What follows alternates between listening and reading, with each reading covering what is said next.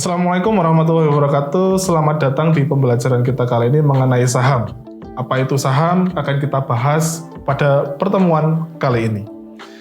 Jadi apa itu saham? Ya, jadi saham adalah suatu instrumen investasi yang mewakili bukti kepemilikan nilai dari sebuah perusahaan atau penyertaan modal yang ada di dalamnya. Bayangkan kalian membeli sepotong kue dan kue tersebut adalah sebuah perusahaan. Dan sepotong kue yang kalian miliki adalah saham. Jadi, ketika kalian membeli saham, kalian sebenarnya memiliki sebagian dari perusahaan tersebut. Namun seringkali banyak yang menganggap saham mirip dengan judi, forex, bitcoin, atau bahkan dianggap haram. Namun sebenarnya saham berbeda dengan semua itu. Saham ada ciri khas saham perusahaannya adalah sahamnya bisa Anda beli adalah dengan berakhiran TBK atau terbuka di belakang nama perusahaan tersebut. Ini menandakan bahwa perusahaan tersebut terbuka untuk publik dan sahamnya dapat diperdagangkan di bursa.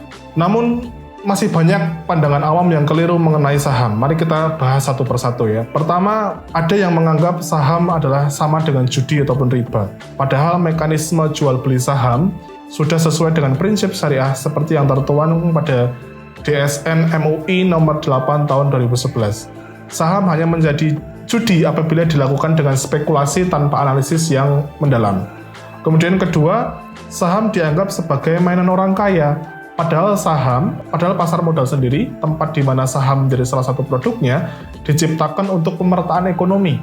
Ya, pasar modal bukan hanya untuk orang kaya, tetapi untuk semua orang yang ingin berinvestasi. Ini adalah wadah bagi masyarakat untuk memiliki bagian dari perusahaan-perusahaan besar dan mendapat keuntungan dari pertumbuhannya. Ketiga, saham dianggap beresiko tinggi dan menyebabkan kerugian besar. Memang, ya kan, setiap investasi memiliki resiko. Namun dengan analisis yang tepat, pengetahuan yang cukup, dan strategi yang matang, saham bisa menjadi patokan dalam pengambilan keputusan investasi yang menguntungkan. Yang terakhir, saham seringkali disamakan dengan forex, bitcoin, ataupun bahkan binomo yang beberapa waktu lalu sempat viral. Padahal, saham adalah produk pasar modal dengan jangka panjang dan diatur oleh OJK. Sementara forex, bitcoin adalah produk perdagangan yang jangka pendek.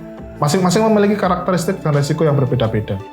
Nah, kita ilustrasikan ya, untuk memahami lebih jelas, mari kita lihat sebuah ilustrasi, ya kan, bagaimana saham ini bekerja, ya kan? Bayangkan si A mendirikan warung kopi dengan modal sendiri, misalkan 10 juta ataupun 5 juta. Seiring berjalannya waktu, bisnis semakin besar dan sukses. Namun, untuk ekspansi, dia membutuhkan tambahan dana. Maka, salah satu opsi yang bisa dia ambil adalah dengan menjual saham warung kopinya.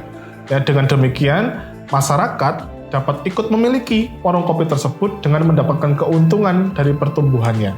Seperti halnya investasi lainnya, saham memiliki keuntungan dan resiko. Ya, keuntungan dari saham antara lain adalah capital gain, yaitu keuntungan dari kenaikan harga saham. Misalkan kalian membeli harga saham dengan harga 10.000 per lembar, dan beberapa kemudian harganya naik menjadi 15.000. Maka kalian akan mendapatkan keuntungan sebesar 5.000 per lembar sahamnya. Selain itu, juga ada dividen, yaitu pembagian laba perusahaan kepada pemegang saham. Namun, resiko saham juga ada, ya. Anda dapat mengalami capital loss, yaitu kerugian dari penurunan harga saham, dan resiko likuidasi, yaitu ketika perusahaan yang kalian miliki sahamnya bangkrut dan saham menjadi tidak bernilai.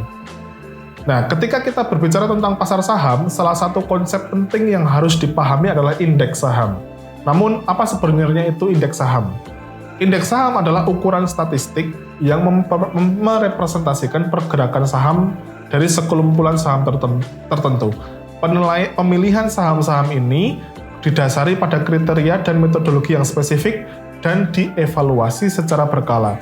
Dengan kata lain, indeks saham memberikan gambaran umum tentang kinerja pasar saham atau sektor tertentu dalam periode waktu tertentu. Salah satu indeks saham yang cukup dikenal adalah IHSG atau Indeks Harga Saham Gabungan. IHSG mencakup 806 emiten yang memberikan gambaran umum tentang kinerja pasar saham Indonesia. Namun, IHSG bukanlah satu-satunya indeks saham yang ada. Ada juga indeks sektoral yang menggambarkan kinerja saham dari sektor industri tertentu, indeks LQ45 yang terdiri dari 45 saham ataupun emiten dengan likuiditas dan kapitalisasi pasar besar. Kemudian ada JII, yaitu Jakarta Islamic Index yang berisi saham-saham yang sesuai dengan prinsip syariah. Dan masih ada banyak lagi seperti indeks Kompas 100, indeks Bisnis 27, indeks Pevindo 25, dan indeks Sri Kehati. Saat Anda memantau berita atau platform investasi, ya kan, Anda juga melihat kode-kode seperti TLKM, BRIS, UNVR. Sebenarnya apa ini? Apakah ini indeks juga? Ya, ini bukanlah indeks. Ya, jadi kode-kode TLKM, BRIS, dan UNVR ini adalah sering kita sebut dengan ticker atau simbol saham. TLKM untuk perusahaan Telkom Indonesia, BRIS untuk perusahaan Bank Syariah Indonesia. Mereka adalah emiten-emiten yang bergerak di atau berada di pasar modal atau berada di pasar modal Indonesia. Setiap perusahaan yang terdaftar di bursa memiliki simbol saham yang unik dan memudahkan kita untuk mengidentifikasi dan memantau kinerja saham tersebut. Salah satu cara untuk memahami dan mengkategorikan saham adalah berdasarkan nilai kapitalisasinya. Namun ada apa sebenarnya yang dimaksud dengan nilai kapitalisasi dan mengapa hal ini penting bagi investor? Nilai kapitalisasi pasar atau yang sering disebut dengan market cap adalah teori nilai dari sebuah saham yang beredar di suatu perusahaan. Ini dihitung dengan mengalihkan harga saham dengan jumlah saham yang beredar. Dengan memahami kapitalisasi pasar, kita dapat mengetahui ukuran relatif dari suatu perusahaan di pasar saham. Pertama, kita memiliki saham lapis 1 atau yang dikenal dengan big cap atau blue chips. Ya. Ini adalah saham dari perusahaan-perusahaan besar yang memiliki nilai kapitalisasi pasar di atas. Istilah ini sebenarnya dari blue chip biru yang memiliki nilai tertinggi dari permainan poker. Ya, saham-saham ini biasanya memiliki reputasi yang baik, kinerja keuangan yang stabil, dan sering menjadi pemimpin industri mereka. Mereka juga menjadi penggerak utama di indeks seperti IHSG dan LQ45. Karena ukurannya yang besar dan nilai keuangan yang baik, banyak dari saham-saham ini yang menunjukkan potensi pertumbuhan yang sangat signifikan. Sebagian dari mereka bahkan masuk ke dalam indeks LQ45, yaitu 45 saham terbaik. Ya.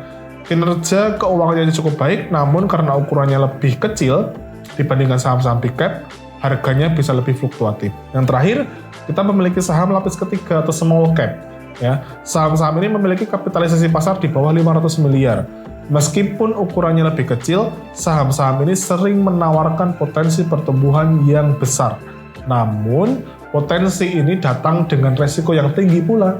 Ya, harga saham yang relatif kecil dan fluktuasi serta volatilitasnya bisa sangat tinggi. Kemudian selain dari kapitalisasi pasar, saham juga dapat dikategorikan berdasarkan sektor industri. Mengapa sektor industri itu penting? Karena setiap sektor memiliki karakteristik dan resiko dan peluang yang berbeda. Memahami sektor-sektor ini dapat membantu investor menentukan strategi dan diversifikasi portofolio mereka. Oke, kita mulai dari sektor pertanian atau agriculture. Ini mencakup bidang usaha yang berhubungan dengan tanaman pangan, perkebunan, peternakan, dan perikanan. Saham-saham di sektor ini cenderung dipengaruhi oleh faktor cuaca, harga komoditas global, dan kebijakan pemerintah terkait dengan pertanian. Kemudian yang kedua adalah saham-saham di sektor pertambangan atau mining. Ya, ini mencakup perusahaan yang bergerak di bidang pertambangan seperti batu bara, minyak, gas bumi, dan logam. Saham di sektor ini sangat dipengaruhi oleh harga komoditas global, regulasi pemerintah, dan isu-isu lingkungan. Kemudian yang ketiga adalah industri dasar dan kimia atau basic industry and chemical. Ya, ini mencakup industri dasar dengan bahan kimia seperti semen, keramik, industri kimia, dan lainnya. Saham di sektor ini cenderung sensitif terhadap siklus ekonomi, biaya bahan baku, dan inovasi teknologi. Kemudian yang keempat adalah sektor aneka industri atau miscellaneous industry. Mencakup saham-saham yang bergerak di bidang pembuatan alat berat, otomotif, tekstil, elektronik, dan lainnya. Kinerja saham di sektor ini seringkali terkait dengan pertumbuhan ekonomi, permintaan konsumen, dan perkembangan teknologi. Kemudian selanjutnya ada sektor consumer goods, ya, atau industri barang-barang konsumsi. Mencakup perusahaan yang memproduksi barang-barang konsumsi sehari-hari. Ini termasuk makanan, minuman, rokok, obat-obatan, dan kosmetik. Ya, saham di sektor ini cenderung lebih stabil karena permintaan konsumen yang konstan. Kemudian kita mempunyai saham di sektor properti, ya, properti dan estate, dan building construction. Ini mencakup perusahaan yang bergerak di bidang konstruksi, pembangunan properti, dan real estate. Saham di sektor ini dipengaruhi oleh suku bunga, kebijakan pemerintah, dan tren urbanisasi. Kemudian ada sektor infrastruktur, utilitas, dan transportasi yang mencakup perusahaan-perusahaan yang menyediakan infrastruktur seperti energi, transportasi, dan telekomunikasi. Ya. Investasi pemerintah dan kebijakan infrastruktur sangat mempengaruhi juga sektor ini. Kemudian ada sektor keuangan atau finance yang mencakup perusahaan-perusahaan di bidang keuangan seperti bank, lembaga pembiayaan, dan asuransi. Saham di sektor ini sangat dipengaruhi oleh kebijakan moneter, regulasi keuangan, dan kondisi makroekonomi sebuah negara. Yang terakhir, ada sektor perdagangan, jasa, dan investasi atau trade, service, and investment, mencakup perusahaan-perusahaan di bidang perdagangan, jasa, dan investasi. Ini termasuk retail, restoran, kesehatan, teknologi informasi, dan lainnya. Ya, demikianlah pembelajaran kita mengenai saham. Semoga dengan pemahaman ini kalian dapat membuat keputusan investasi yang bijaksana. Ingatlah selalu untuk terus belajar dan menggali informasi sebelum memutuskan untuk berinvestasi. Terima kasih dan selamat berinvestasi. Assalamualaikum warahmatullahi wabarakatuh.